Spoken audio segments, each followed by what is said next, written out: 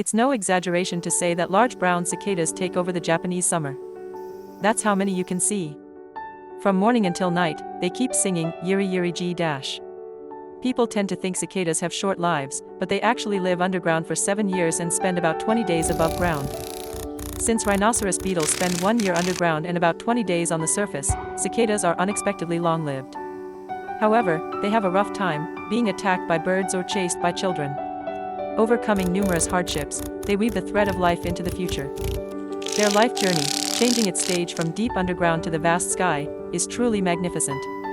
Their image of being short-lived and fleeting is often depicted in traditional short poems like tanka and haiku, as well as in commercials. Even if some people are a bit fastidious about how they look, they are mysterious insects that evoke a certain emotional feeling when they become the subject of creative works. See you next time. This was the Insect Encyclopedia.